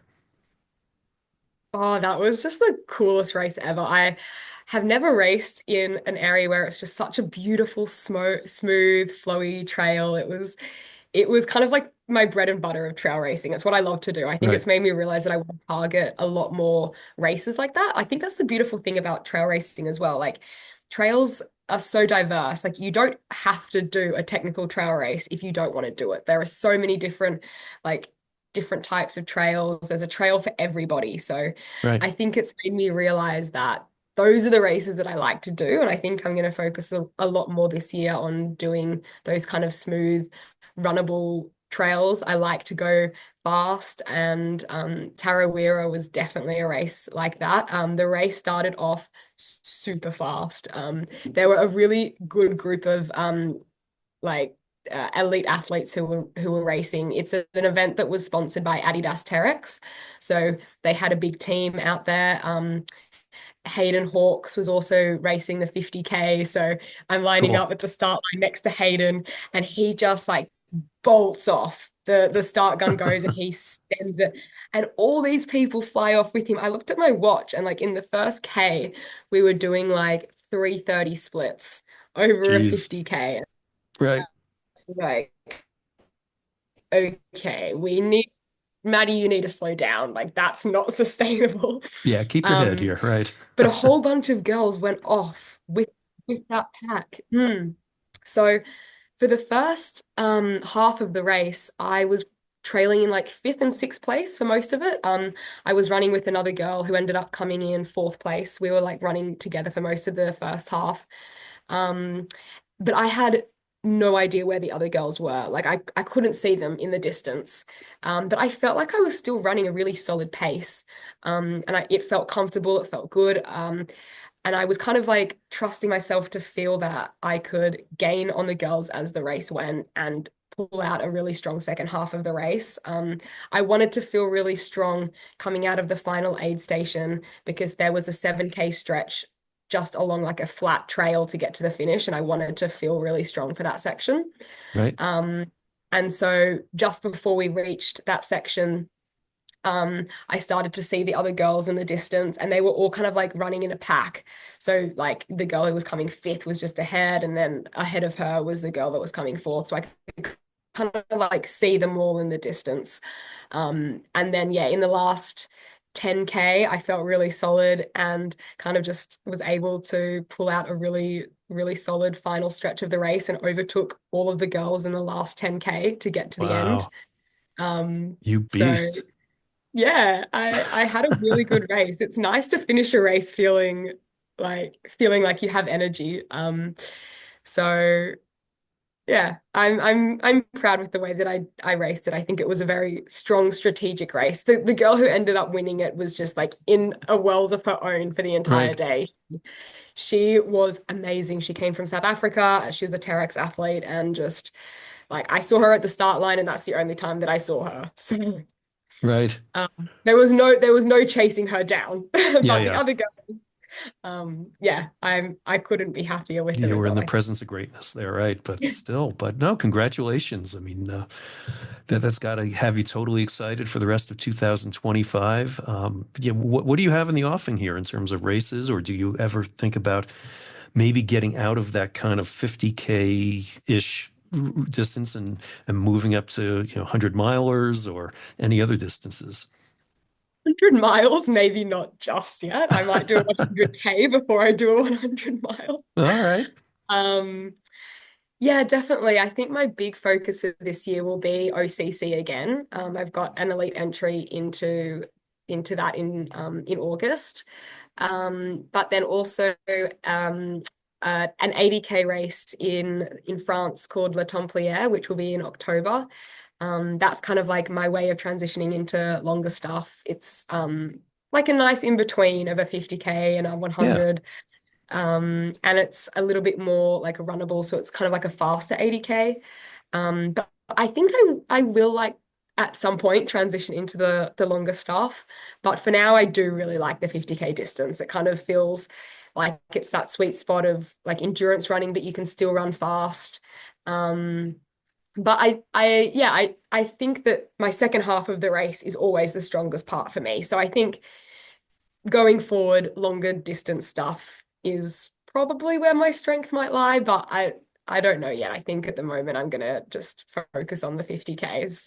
Okay. So you say the second half is your strength, what do you attribute that to? And is it also maybe you have learned a little bit more about nutrition and such as opposed to when you first started out? There's no more jelly beans. Right. Yeah, nutrition has been a big thing for me as well. I got a sponsor with Precision Fuel and Hydration for this year. Oh, great. Um, I use them as which well. is yeah, they're awesome. I love them. The gels have been great. The carb mix has been really good as well. I find it very easy on my stomach. Um, so this race was actually the first time that I'd um, kind of dabbled with getting into a high carb intake. Well, for me, high carb. I was averaging, I think it was 75 grams of carbs per hour, All which right. That's I not know doesn't bad. seem Yeah. like much for a lot of people. Like there is a big like push to t try and get over the 100 carb per hour metric. But I mean, coming from my background where I was like probably consuming 40 grams of carbs an hour, getting into the 75, 80 range is like a nice progression up into the higher carbs. And I felt so much better for it. So I think that's going to be a big focus of this year, like trying to train with more high carb nutrition and focus on that. Um, but yeah, I don't know, maybe like my mental side of it as well. I can just kind of like zone out and go into a different world in endurance things, going to like my little pain cave. Yeah. So, yeah, I think the mental side of endurance becomes quite a big factor as well. So um yeah, maybe that's a bit of an edge too. Yeah. How do you think this whole experience you had with your eye shapes that mental ability that you have? Yeah, I think it has a big play. I think it Yeah. does. Um I went through a lot of pain with my eye, with the surgery and then after the surgery with the recovery side of it.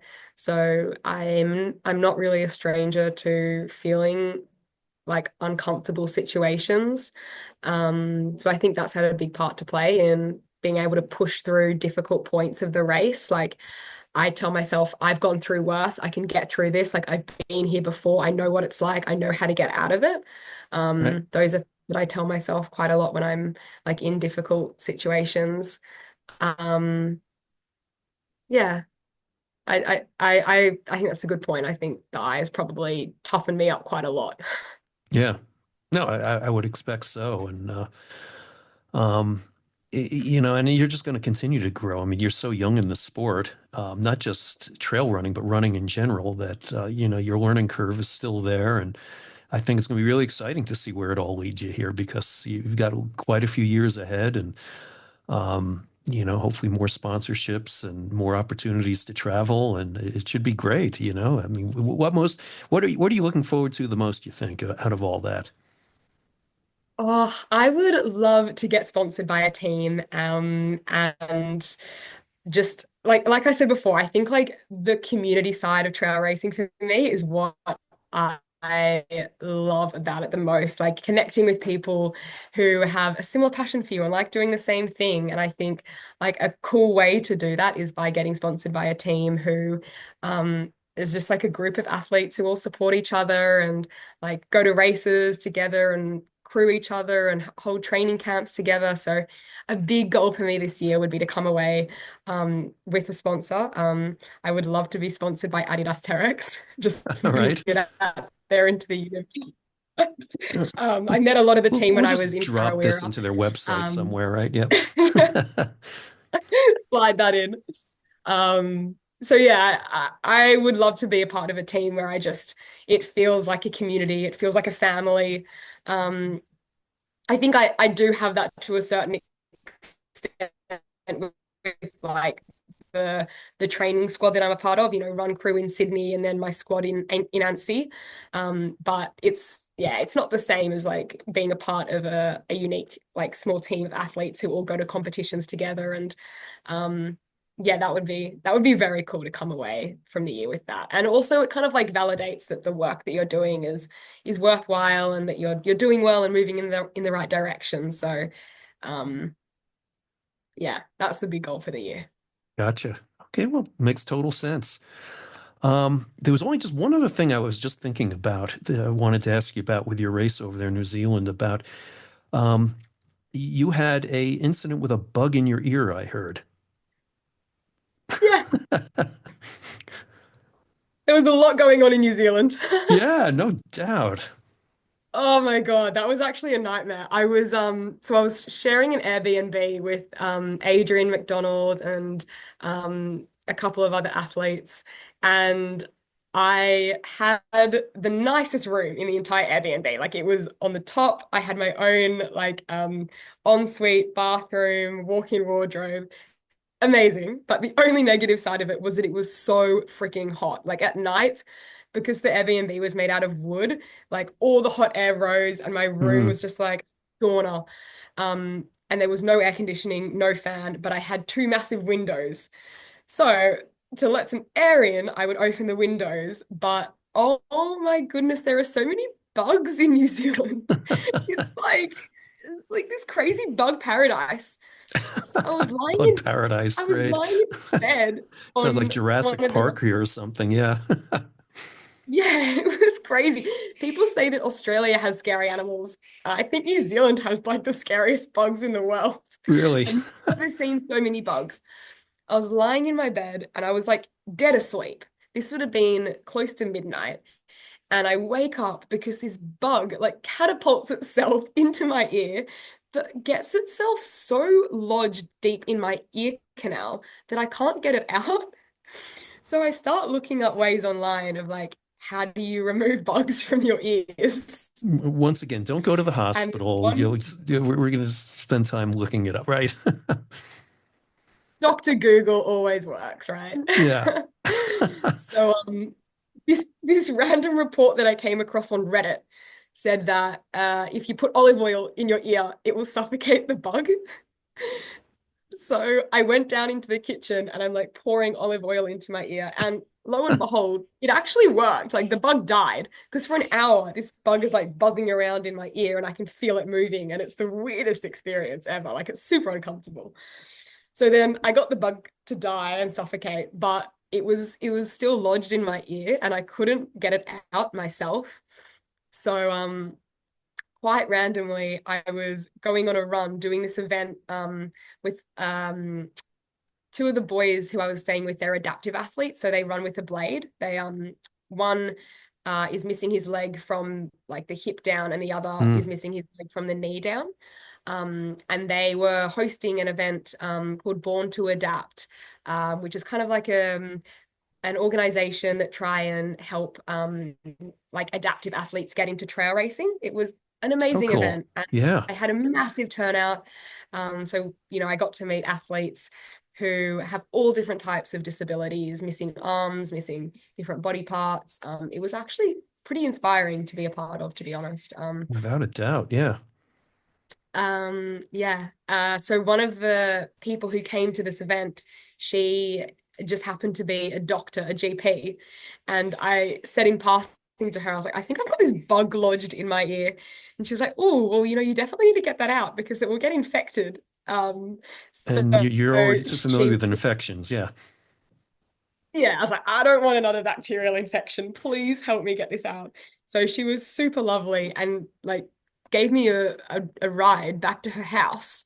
And she got like these tweezers that she used to pluck her eyebrows and spent half an hour trying to get this bug out of my ear. Anyway, she got it out and she gave it to me in like a little test tube. So I've got it like it's in my room now. I showed it to my parents. It's like sitting in this test tube. It's So kind she of got like out of my there in trophy. whole I'm one like piece, though, huh? It didn't like get busted one apart or anything. piece. Oh, wow. And it's huge. It's actually massive. Like I Really? don't know how this thing got stuck in my ear, but it was very disorientating. Yeah. What is it? Do you know? What kind of I bug? have no idea what it is.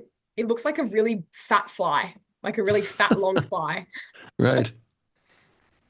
Yeah. Yikes. I mean, that's, I think, everybody's nightmare, not just runners, just, yeah, having a bug in your ear that works its way into your brain. And next thing you know, you're Oh, going nuts. Yeah, right. the brain thing freaks me out, like getting lodged and like eating its way into my brain. Oh, yuck. I could make an American political joke about RFK Jr., but it would go right over your head, so never mind. But Maddie, thank you for sharing all these stories. You have the most wonderful positive attitude. You're always smiling. Where does that come from? I don't know. I think I'm just having a really fun time out doing all these racing. Like it's what I love to do. It's super fun. Like I'm kind of living my dream, I feel. So it Right. makes me really happy to be able to do it and to be able to meet people who are just as excited about doing this stuff and is just as passionate about it as I am. So I don't know. I think I feed off other people's energy as well. It's not Oh, well, just that's mine. good. Yeah, I Yeah. mean, I'm scrolling through your Instagram. I mean, like every picture, you're out there on a trail somewhere smiling, and I mean, I realize it's a good time, but a lot of us are grimacing. But you always seem to be having such a good time out there, so that's just You know awesome. what? I think it's also a psychological tactic. I think if you're smiling, you trick your brain into thinking that you're really happy and you're enjoying the moment, even if you're in the pain cave. So maybe you should try it next time you're on a run. If you're struggling, smile because it, All it right, tricks your brain into thinking that you're having a good time. there you go, listeners. That is probably the most important thing you just gained if you listened all the way through this interview here. But were you smiling with the bug in your ear? I mean, No, no. no, it was not.